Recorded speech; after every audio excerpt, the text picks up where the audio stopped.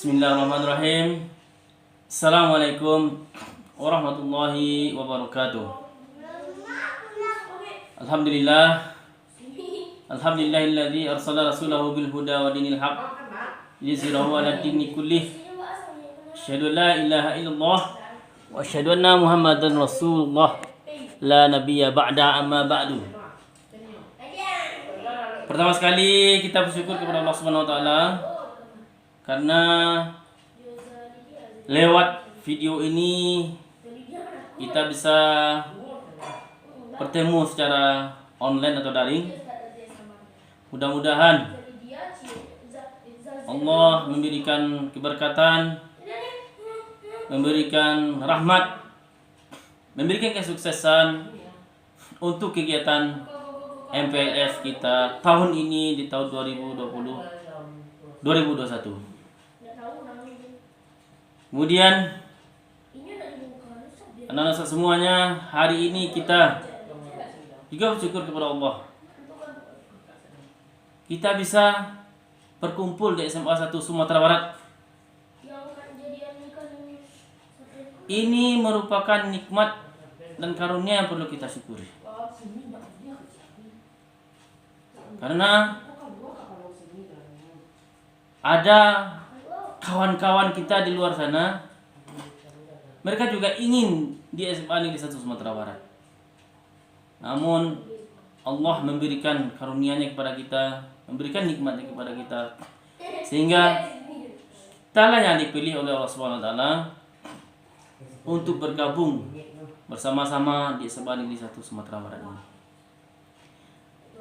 Kita berdoa mudah-mudahan anak-anak semuanya, anak-anak bapak semuanya bisa mencapai dan meraih apa yang kita inginkan, apa yang kita cita-citakan, sehingga cita-cita kita itu betul-betul terwujud hendaknya di SMA Negeri 1 Sumatera Barat.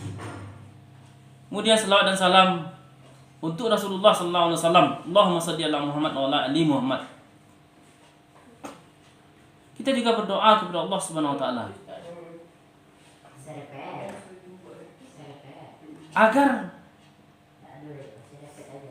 selawat dan salam kita Allah sampaikan kepada Rasulullah SAW, kepada para sahabat, kepada para tabi'in dan orang-orang yang selalu istiqamah jalan Rasulullah SAW. Dan kita berdoa kepada Allah agar kita diberikan kesempatan, diberikan kekuatan untuk bisa mengikuti seluruh apa yang telah Rasulullah gariskan kepada kita semua, dan kita diakuinya oleh Rasulullah sebagai umatnya nanti di yaumul akhir.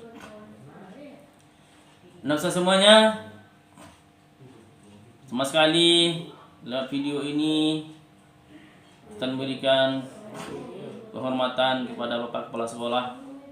Mudah-mudahan Bapak Kepala Sekolah kita selalu diberikan kesehatan, kekuatan untuk menjadikan sekolah ini menjadi sekolah terbaik, tidak hanya di Sumatera Barat tapi juga di nasional. Apa perlu kita bisa juga menjadi terbaik untuk tingkat internasional seperti yang telah diraih oleh kakak-kakak kita sebelumnya. Anak-anak semuanya, selanjutnya kita berikan penghormatan kepada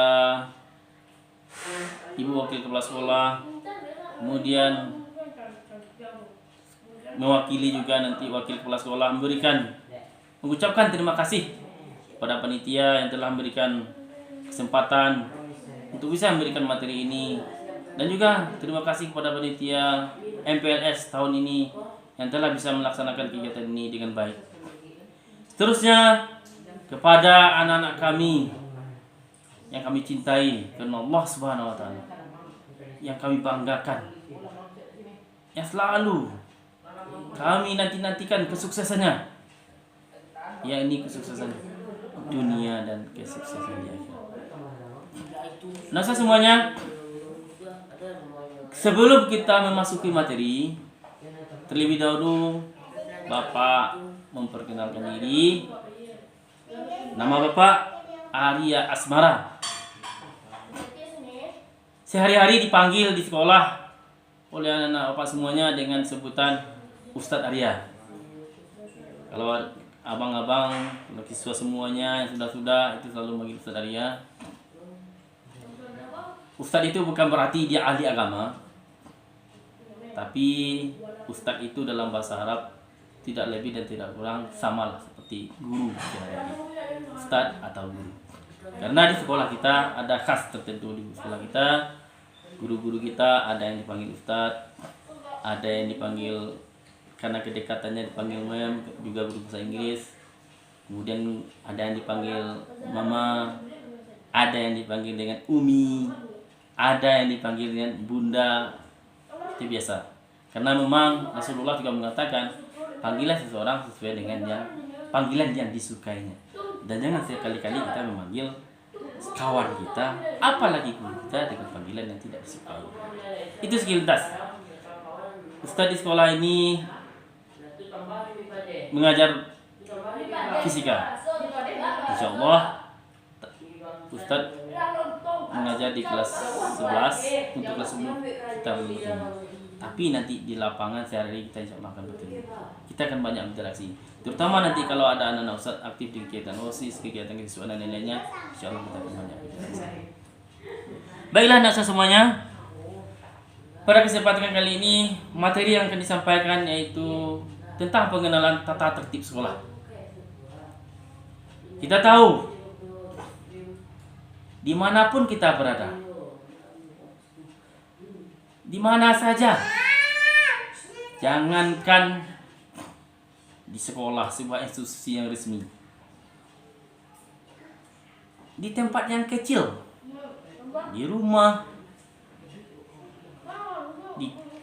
di kedai, di kantor, apalagi tempat-tempat resmi, ataupun nanti tempat-tempat yang sangat sakral di masjid, itu semuanya ada aturannya.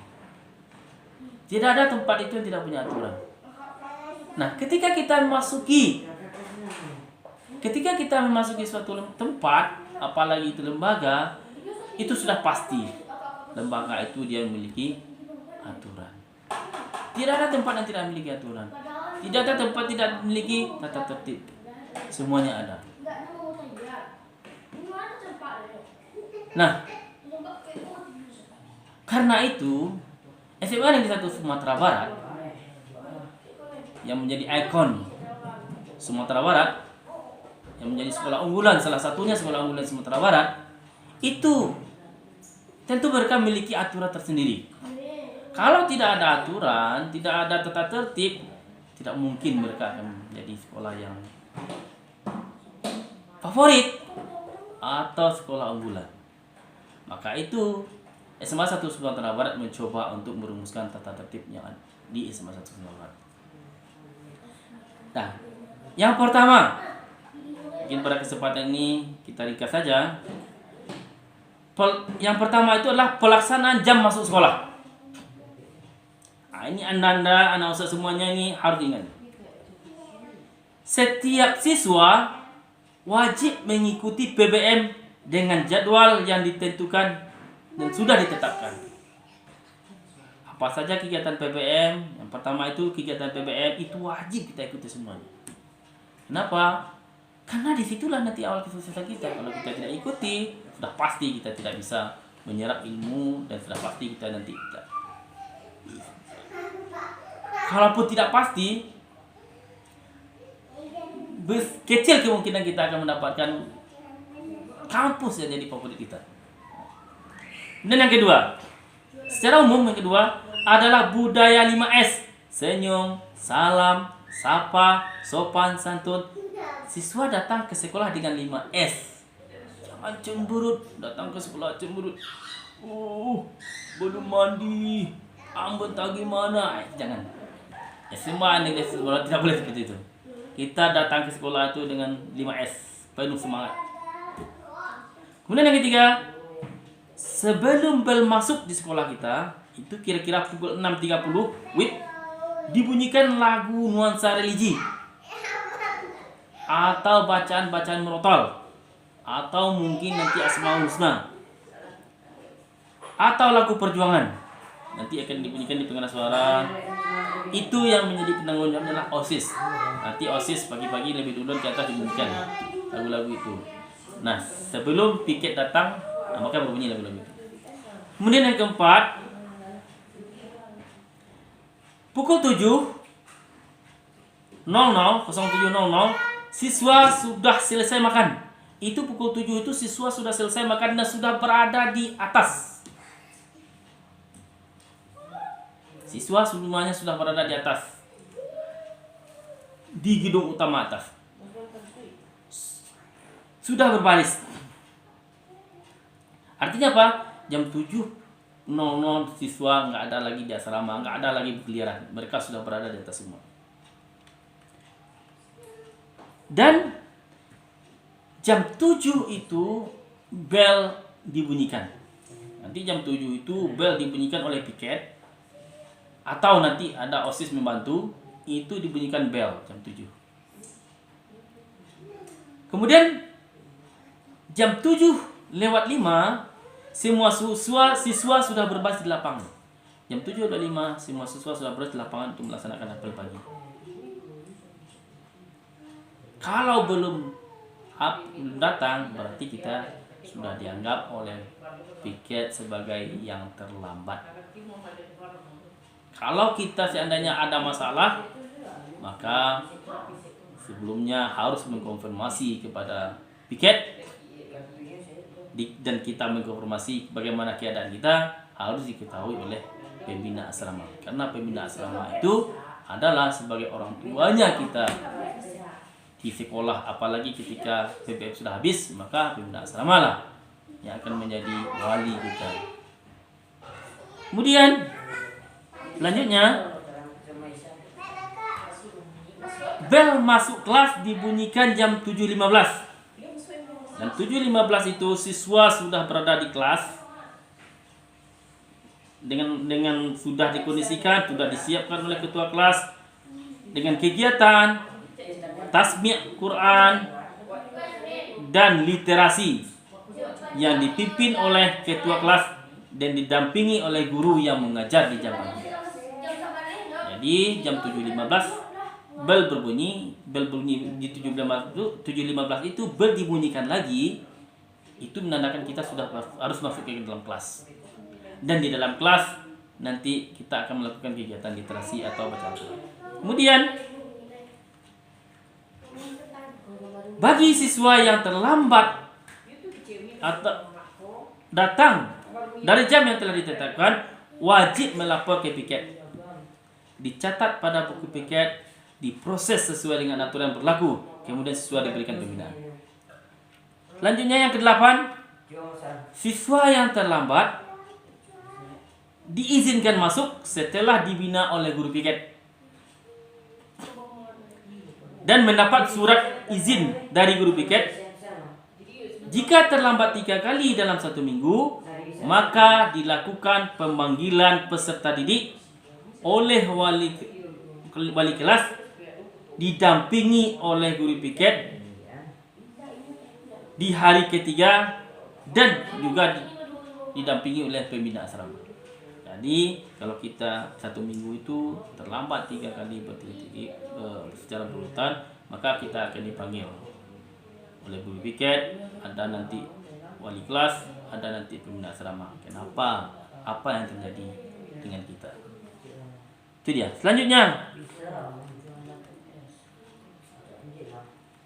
Selanjutnya yaitu pelaksanaan proses pembelajaran. Proses pembelajaran jam 7.15 sampai 7.30 itu seperti kita kata tadi, berdoa, tasmi' Quran, literasi dipimpin oleh ketua kelas dan didampingi oleh guru yang mengajar pada jam pertama. Kemudian selama proses pembelajaran, siswa tidak dibenarkan keluar tanpa izin dari guru yang mengajar. Yang ketiga, siswa yang diizinkan keluar kelas itu harus memakai kartu izin keluar kelas. Dan keluar kelas itu maksimal 5 menit. Karena kita membawa kartu izin keluar kita maksimal 5 menit. Nah, nanti kita masuk lagi, maka nanti kawan kita kalau ada yang ingin ada hajatnya ke belakang atau apa selain sebagainya, maka dia pakai kartu itu aja lagi. Kartu itu berganti. Kalau kita lama di luar, maka kawan kita tidak bisa keluar karena kartu hanya satu di kelas. Kemudian yang keenam,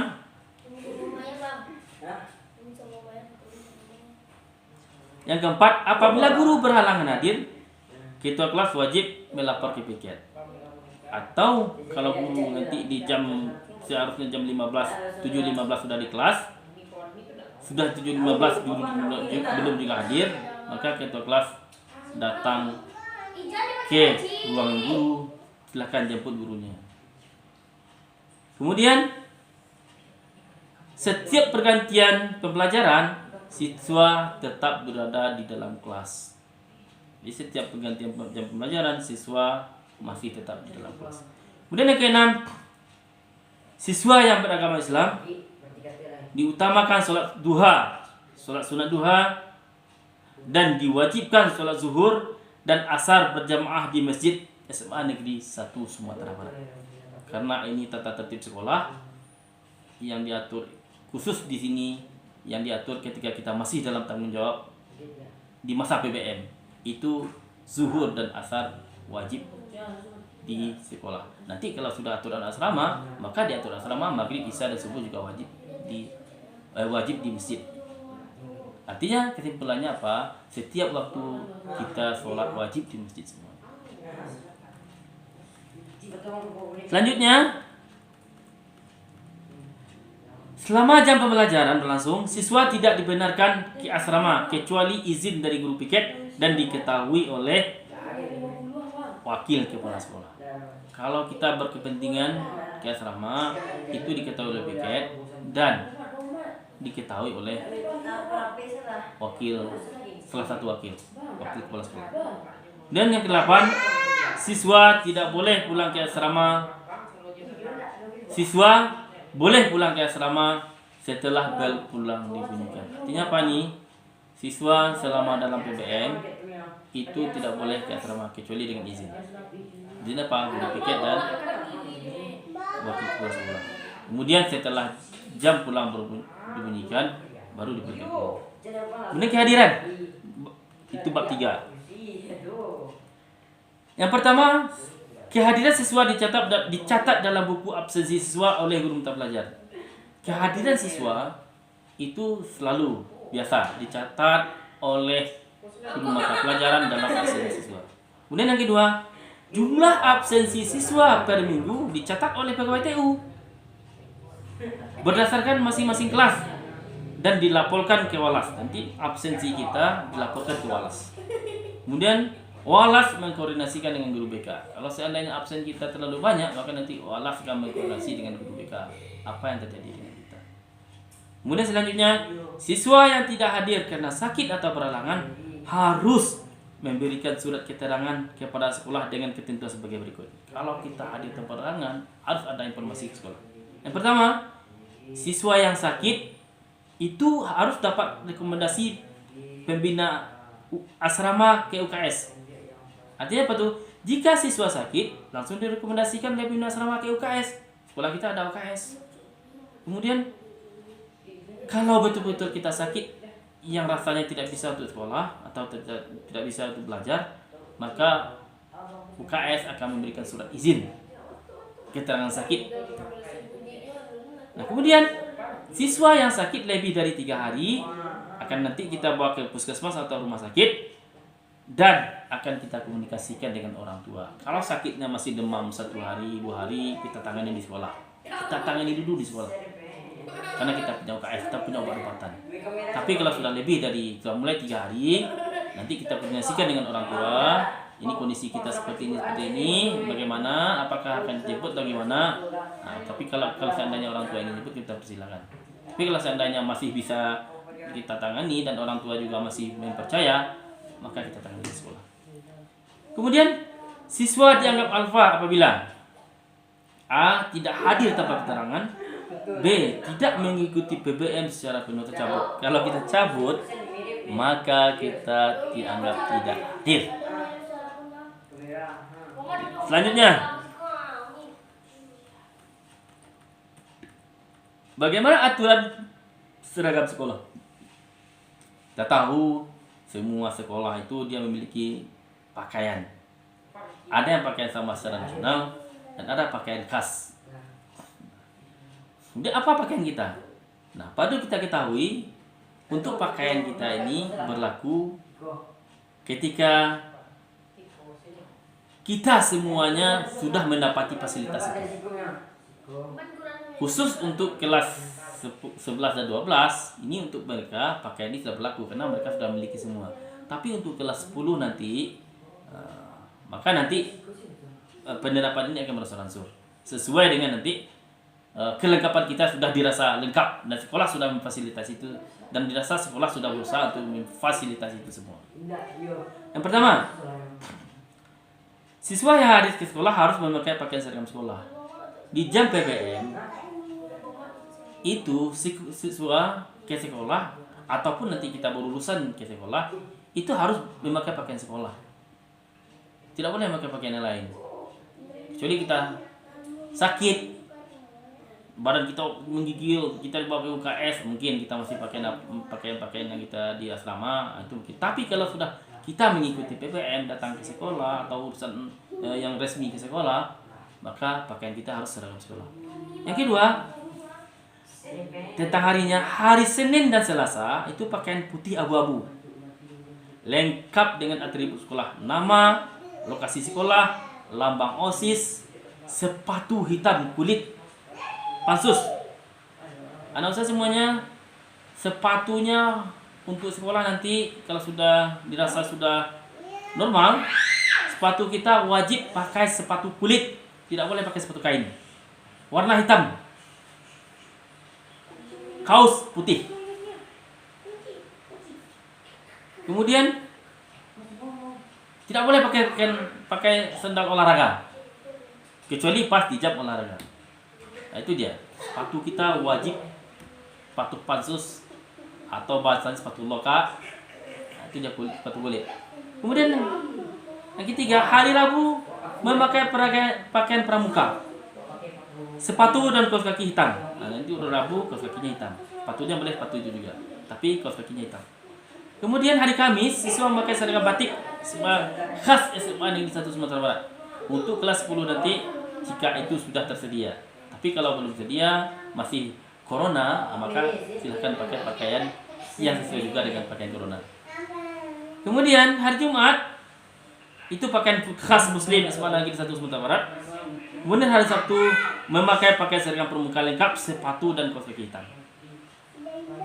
Lanjut.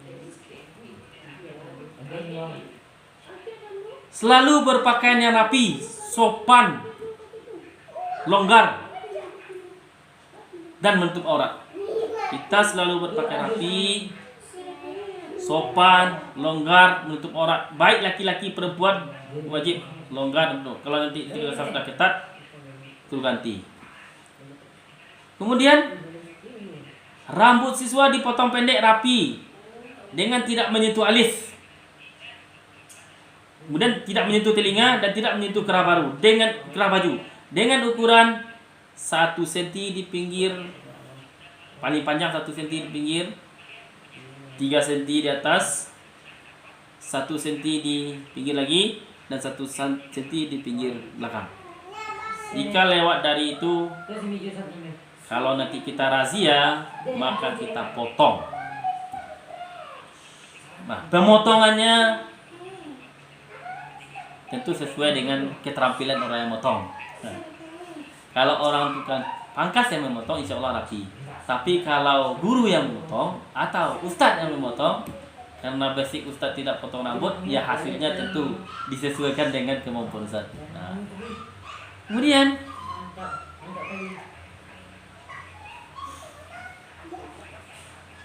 untuk yang putri, rambut siswi yang putri sepenuhnya tertutup oleh jilbab. Jilbab siswi disesuaikan dengan ketentuan yang sudah ditetapkan oleh SMA Negeri 1 Sumatera Barat, yaitu ukurannya apa? Jilbabnya panjangnya 120 cm, lebarnya 120 cm. Tidak boleh kurang dari itu. Lebar dari itu boleh sedikit dan tidak boleh terlalu lebar.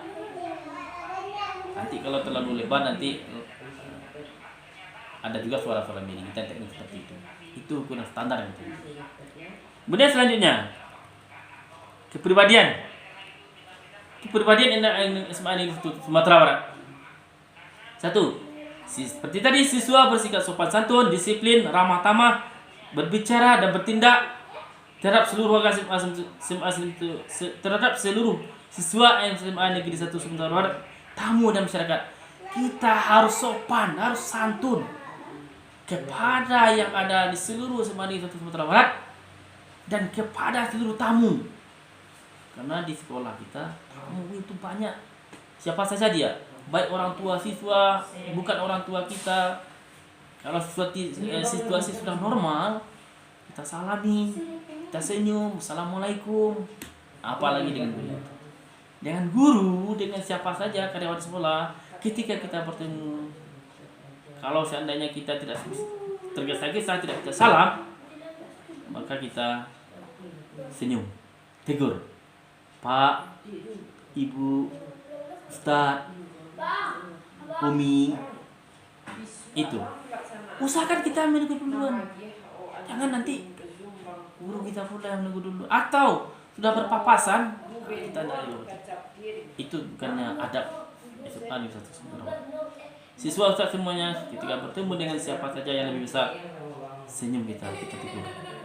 Kemudian dengan guru terutama, dengan karyawan semuanya, ketika kita bertemu, kebiasaan di sekolah kita adalah salami guru kita, kemudian kita cium tangan. Itu dia, salami, kita cium tangan. Itu kebiasaan di sekolah kita. Tapi dalam situasi corona itu sekarang tidak normal, dan itu tidak disarankan. Cukup kita ucapkan assalamualaikum Pak, assalamualaikum Ibu. Kemudian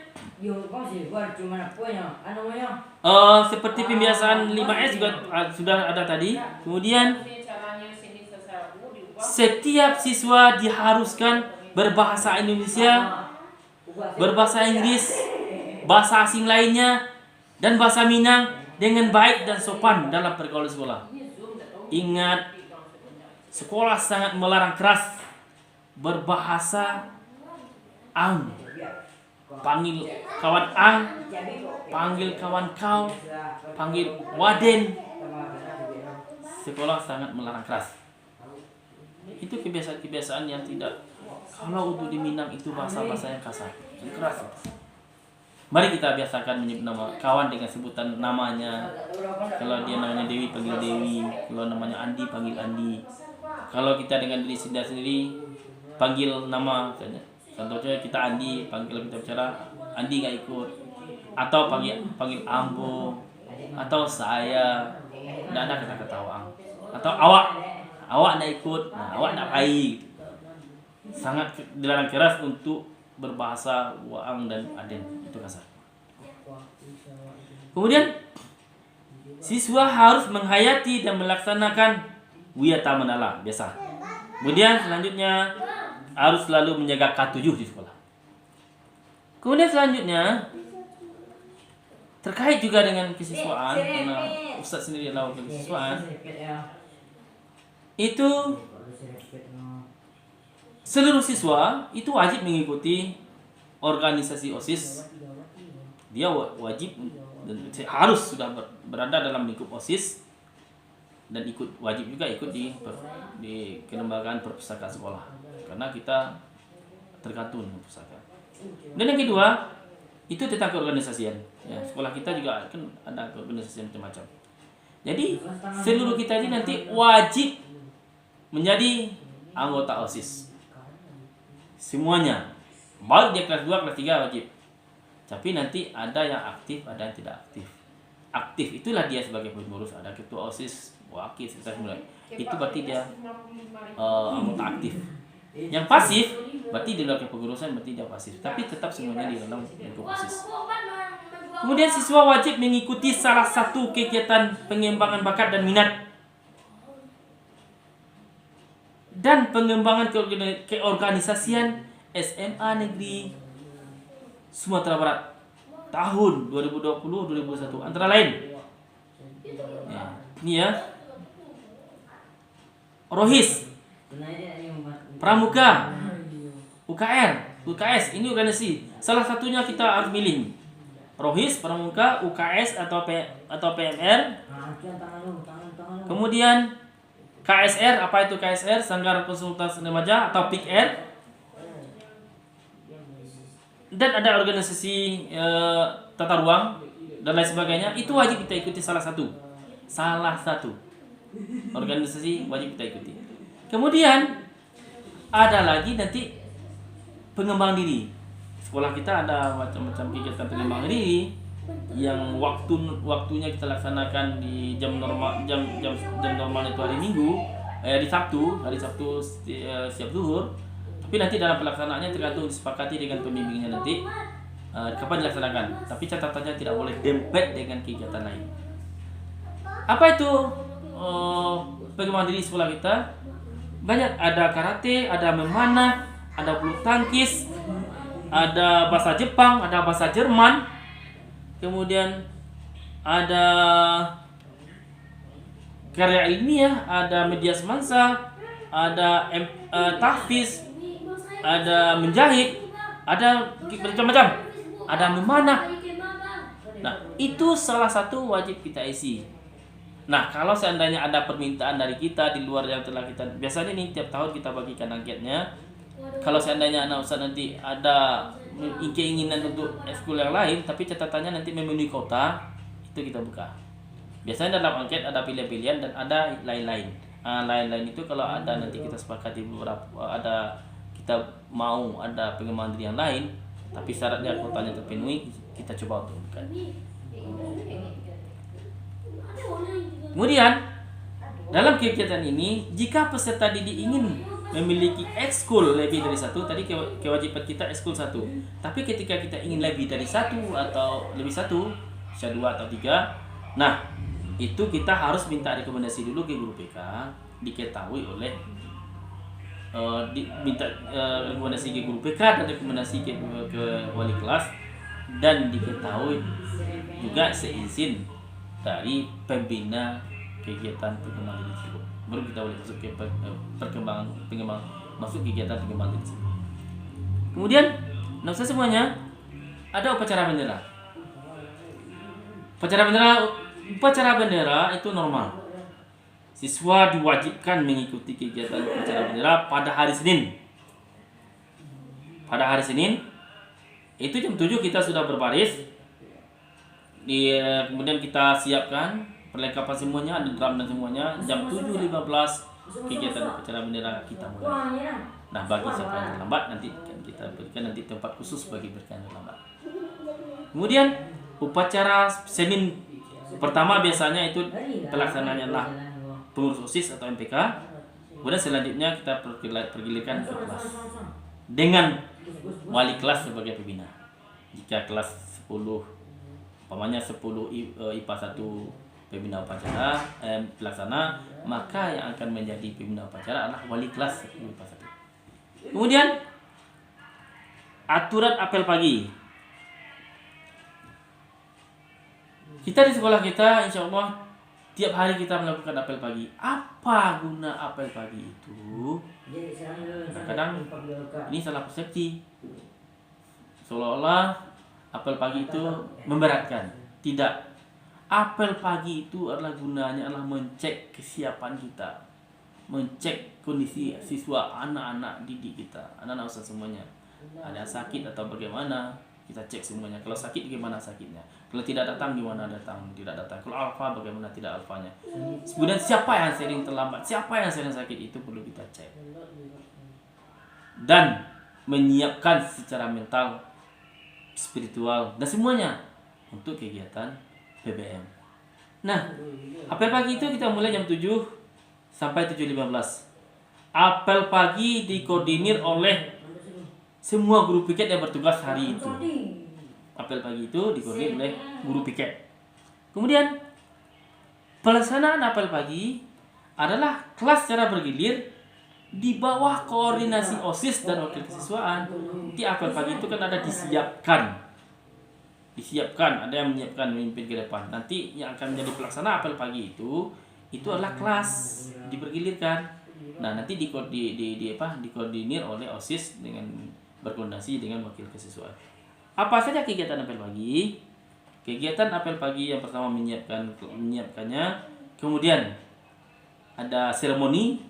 Apa seremoni itu? Bisa saja baca Al-Qur'an, bisa saja lagu wajib, bisa saja mars mansum, mars satu sumber, bisa saja kultum, dan terakhir doa. Kemudian nanti kalau ada informasi penting di situ kita sampaikan. Apakah informasi dari sekolah atau informasi dari kawan-kawan kita OSIS. Selanjutnya, keamanan dan ketertiban. 1. Siswa berkewajiban memelihara dan menjaga keamanan sekolah bersama-sama. Kita semuanya wajib menjaganya. Kemudian, siswa berkewajiban memelihara dan menjaga kebersihan sekolah secara bersama-sama. Kebersihan sekolah tidak hanya menjadi tanggung jawab tenaga kebersihan. Keamanan tidak hanya menjadi tanggung jawab Satpam. Benar tanggung jawab kita semuanya. Ada sampah kita ambil, buang itu sampah. Sampah kita pribadi mungkin kita tumpuk dulu, nanti setelah selesai kita buang itu sampah. Jangan sampah kita tabur sembarangan atau masuk dalam laci. Nanti lacinya kotor. Ada sampah, masukkan ke tong sampah. Kemudian siswa wajib melaksanakan gerakan anti rokok. Sekolah kita tidak boleh merokok. Mulai masuk pagar tidak ada yang merokok. Siapa saja, kalau ada yang merokok tolong laporkan. Sekolah akan menindaknya secara tegas. Apalagi siswa. Insya Allah siswa kita tidak ada yang merokok. Kemudian siswa wajib terhindar dari nafza dan lingkungan kita menjadi lingkungan yang asli. Jadi siswa tidak merokok, tidak ada nanti nafza, apalagi sampai sakau, goyang-goyang kepalanya, tidak ada seperti itu. Kemudian terkait dengan pelanggaran dan sanksi. Pelanggaran yang dilakukan siswa dikategorikan menjadi. Jadi pelanggaran yang dilakukan oleh siswa itu ada kategori-kategorinya. Yang pertama ada kategori berat. Kategori berat diberi sanksi 100. Kalau kita melaksanakannya, maka kita akan dikeluarkan dari sekolah. Apa itu contohnya? Berkata-kata kasar dan mengancam guru. Ada kita berkata kasar dan mengancam guru, itu sekolah kita 100 poinnya. Apalagi narkoba, langsung. Apalagi berpacaran. Khusus ketika kita menginjak Sumatera Barat, jangan berpikir untuk hal yang kayak itu. Di Sumatera Barat dilarang keras untuk berpacaran. Jika terbukti, maka kita insya Allah akan keluarkan dari Sumatera Barat. Kemudian ada pelanggaran.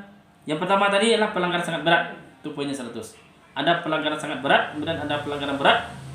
Poinnya diberi sanksi poin 50. Kemudian pelanggaran sedang diberi sanksi 25. Kemudian pelanggaran ringan diberi sanksi 5 sampai 7. Nah, apa-apa saja yang di pelanggaran ini nanti kita sebutkan. Kemudian ada tahapan pemberian sanksi kepada siswa. Yang pertama, siswa yang tidak mengindahkan ketentuan yang ada atau melanggar akan dikenakan poin. Selanjutnya diberikan pembinaan. 1. Peringatan lisan dan tertulis oleh wali kelas atau tim gerakan disiplin dan guru BK dengan poin 5 sampai 20. Jika poin kita 5 sampai 50 itu masih lisan. Kemudian peringatan 1. Apa itu peringatan? Kalau kita sudah diberikan peringatan 1, berarti nanti akan ada pemanggilan orang tua. Kapan orang tua kita dipanggil? Jika poin kesalahan kita sudah mencapai 25. Kemudian peringatan 2. Peringatan 2 itu pemanggilan orang tua atau wali, dan kemudian siapa yang dapat peringatan 2 akan dapat skorsing dengan dipulangkan. Ketika diskorsing itu dipulangkan dengan PR menghafal sebanyak setengah juz atau 2 juz, tergantung kesalahan yang kita bikin. Dan kemudian kita membuat perjanjian di atas materai dengan sekolah. Kapan itu dilakukan? Ketika poin kita sudah mencapai 50. Kemudian peringatan 3. Apa yang dilakukan kalau kita dapat peringatan 3? Yaitu pemanggilan orang tua atau wali. Kemudian peserta didik dikeluarkan dari sekolah. Itu peringatan 3. Artinya kalau peringkat bahasanya SP3 ini itu dia sudah keluar. Kapan kita diberikan surat keluar? Jika poin kita sudah 100 lebih. 100 atau 100 lebih. 100 maka kita nanti sudah dipertimbangkan, sudah dikeluarkan. Apalagi kalau 100 lebih, dengan catatan-catatan tertentu. Kemudian siswa yang melakukan pelanggaran sangat berat, maka dia dikembalikan kepada orang tua atau ke pihak yang berwajib. Contohnya dia narkoba, misal seperti itu. Nanti kita pulangkan ke orang tua. Nah, pihak berwajib juga memprosesnya, kita serahkan saja. Kemudian pelanggaran mencapai bobot 100, siswa dikembalikan kepada orang tua. Dan siswa yang kedapatan membawa HP, nah ini ingat,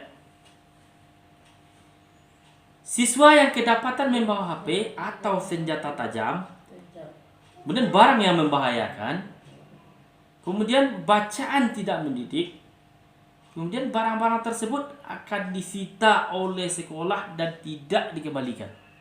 Ingat itu ya. Kalau kita nanti terbukti membawa HP, apakah tertangkap di asrama atau tertangkap di sekolah atau tertangkap oleh guru,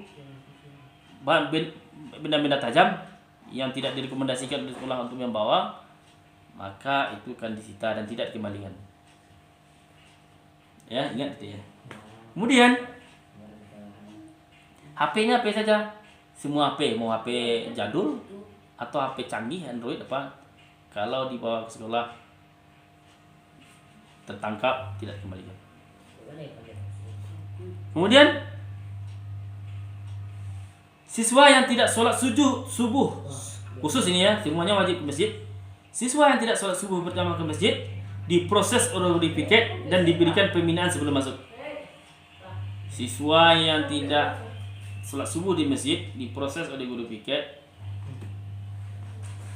dan diberikan pembinaan. Pembinaannya terserah, pakai dinasihati atau nanti disuruh cabut rumput atau membersihkan yang lain, ya itu diserahkan kepada piket mana yang profesional. Kemudian siswa yang kedapatan menggunakan laptop di luar ketentuan sekolah, laptopnya akan disita. Ingat, siswa yang menggunakan laptop nanti di luar ketentuan sekolah, maka laptopnya akan disita. Tentu akan yang namanya disita. Nah, di sini disita dikembalikan, bisa saja dikembalikan setelah dia tamat, bisa saja dikembalikan pada waktu tertentu, tergantung kepada tingkat kesalahan yang mana yang digunakan laptopnya itu. Kemudian proses pembinaan dilakukan oleh guru bina studi, wali kelas, guru BK, tim disiplin, wakil kepala sekolah dan kepala sekolah. Kemudian segala bentuk pelanggaran disiplin, kenyamanan, perilaku menyimpang siswa disikapi langsung oleh guru. Kalau guru menemukan, langsung disikapi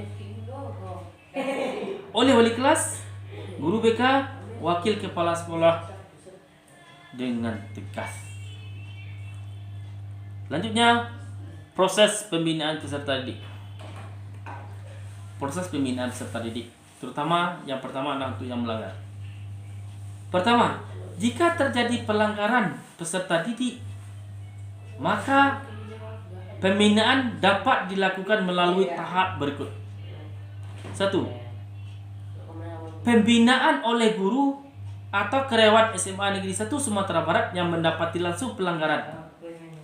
Siapa saja nanti yang mendapati siswa kita yang melakukan pelanggaran, apakah itu CS, apakah itu TU, yang lain guru semuanya, maka langsung dibina. Nah, yang kedua, jika pelanggaran yang kita lakukan memenuhi kategori ringan, maka dilaporkan ke Walas.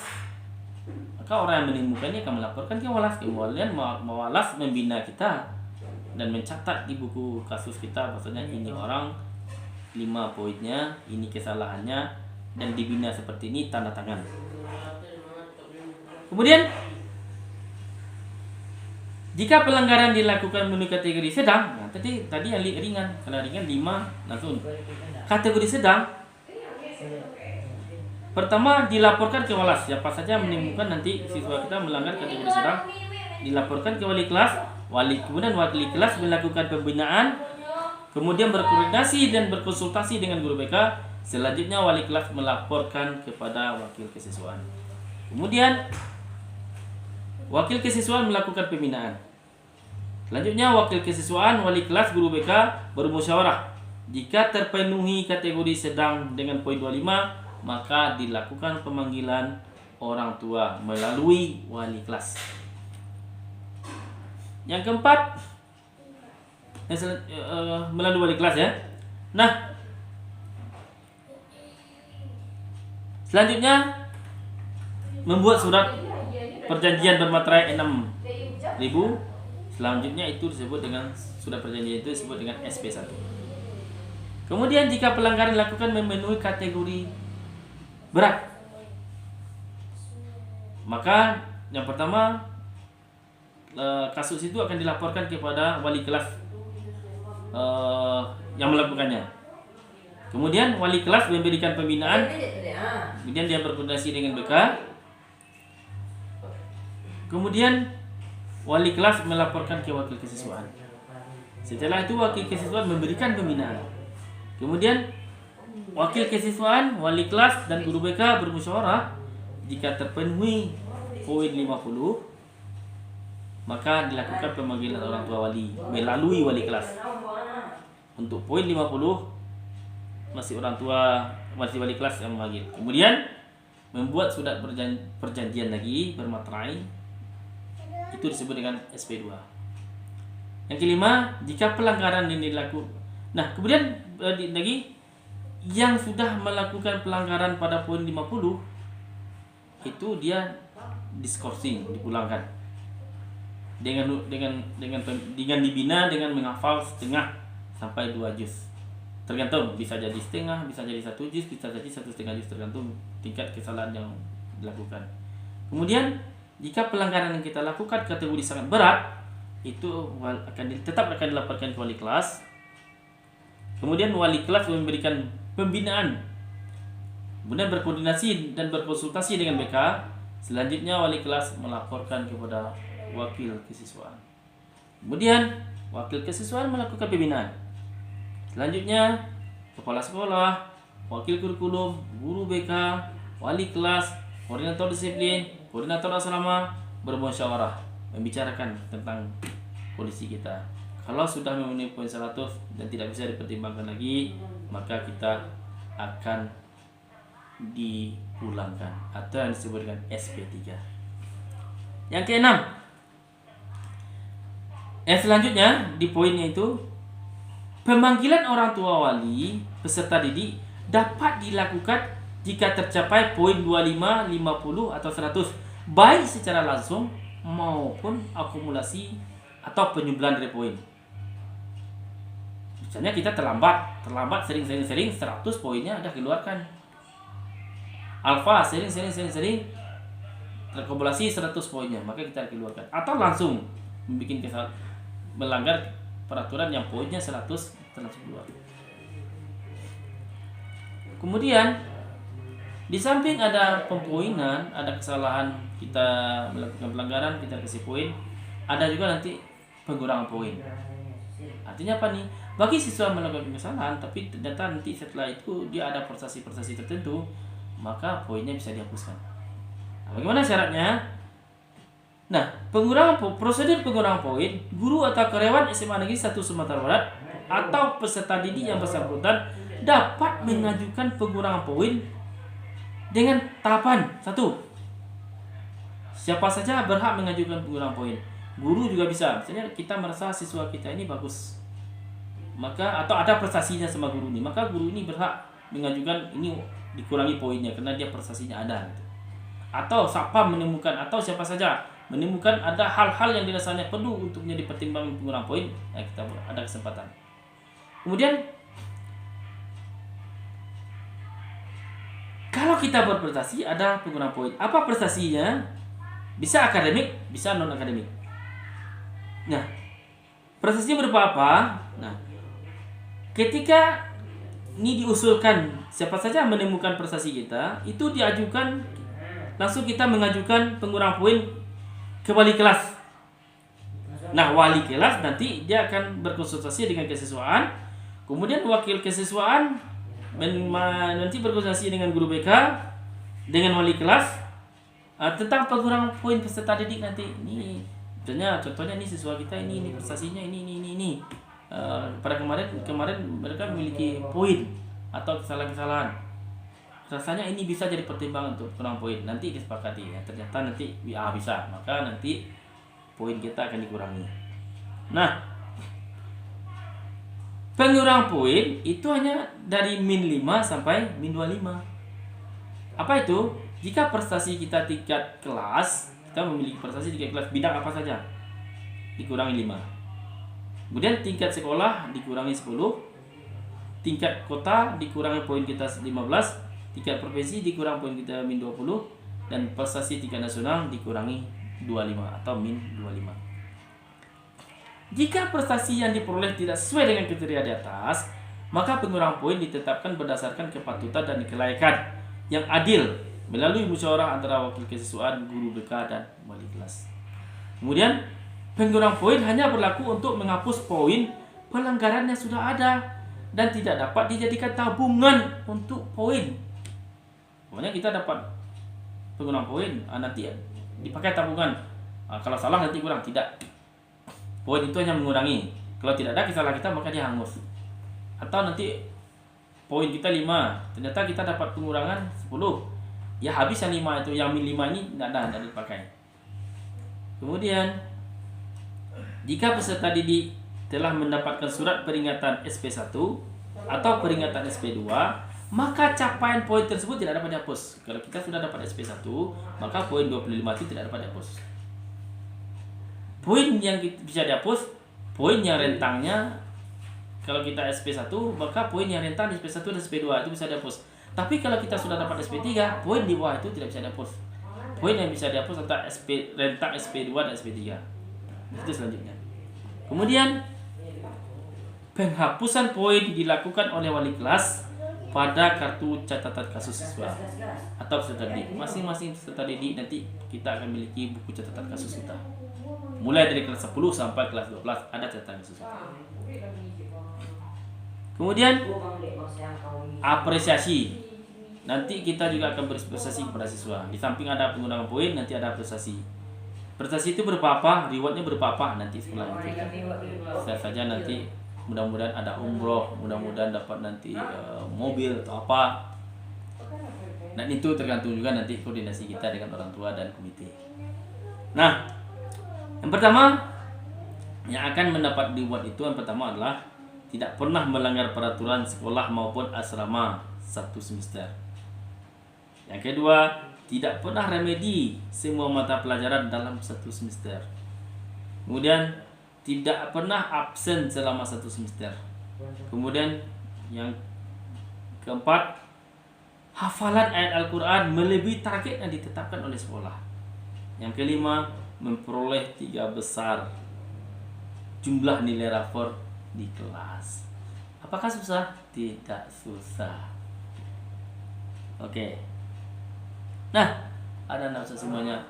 Itulah sementara sekilas tentang tata tertib di SMA Negeri 1 Sumatera Barat. Nah, kemudian apa-apa saja bentuk-bentuk pelanggaran yang di sekolah kita yang perlu diketahui. Ini kita bacakan nanti ya. Apa saja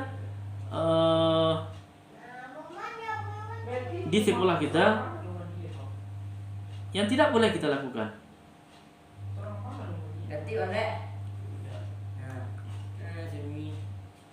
Kalian ya.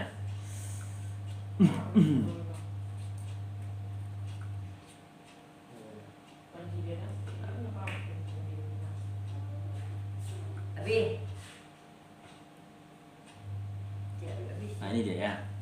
Kita akan lihat.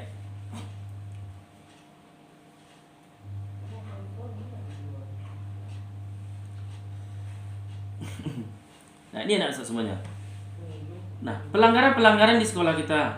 Satu yang kategori berat. Yang pertama, kita klasifikasi pelanggaran sangat berat. Apa itu pelanggaran sangat berat?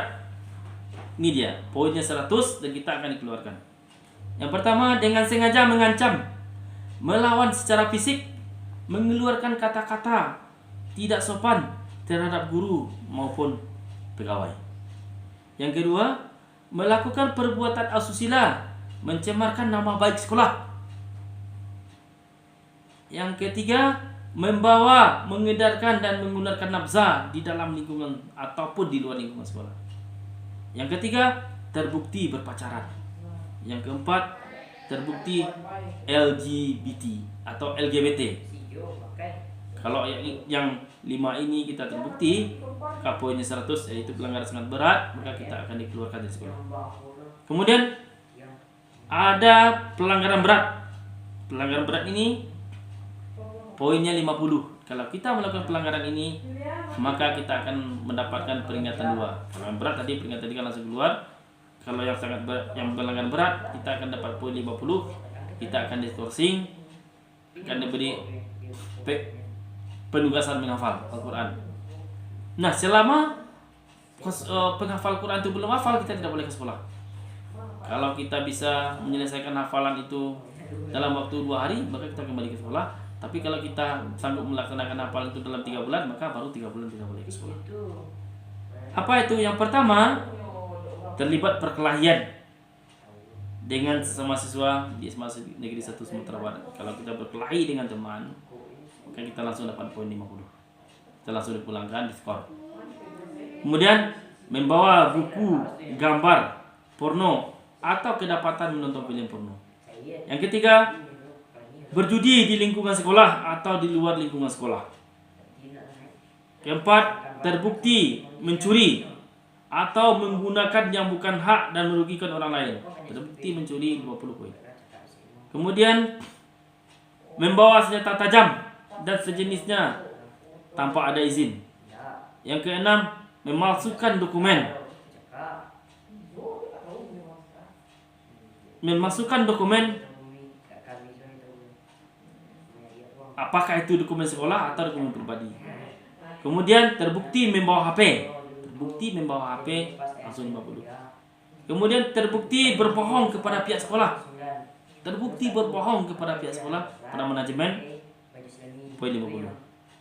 Terbukti merokok, apakah itu di luar atau di dalam, 50. Kedapatan mencontek, sedang ujian, sedang apa, kedapatan mencontek sedang ujian, maka nanti poinnya langsung 50. Kemudian kedapatan bermain kartu remi, kartu ceki dan batu atau kartu domino, poinnya 50. Jadi nggak ada kartu-kartu seperti itu di sekolah kita. Kemudian untuk pelanggaran sedang. Pelanggaran sedang, 1. Terlibat perkelahian dengan siswa sekolah lain. Dengan sekolah lain terlibat perkelahian, maka kita akan mendapat poin 25. Yang kedua, mempercepat dan memperpanjang libur. Yang ketiga, mencoret fasilitas sekolah. Yang keempat, mengeluarkan kata-kata kotor di lingkungan sekolah. Yang kelima, tidak mengindahkan panggilan atau teguran guru. Yang keenam, merusak sarana prasarana. Yang ketujuh, kedapatan membawa kartu remi, ceki. Ini kedapatan membawa. Kalau tadi kedapatan main 50, kedapatan membawa 25 poinnya. Kemudian pelanggaran ringan. Pelanggaran ringan, 1. Tidak ikut upacara. Yang kedua, tidak ikut apel pagi. Itu 7 poinnya. Kemudian yang selanjutnya, tidak hadir tanpa keterangan, membawa teman ke sekolah yang tidak SMA 1 Sumbar. Kemudian duduk di kantin pada jam pembelajaran. Kemudian keluar tanpa izin. Kemudian pergi ke asrama selama jam pembelajaran tanpa izin. Kemudian terlambat apel pagi. Kemudian tidak lengkap atribut dan lain-lain. Itu 5 poinnya.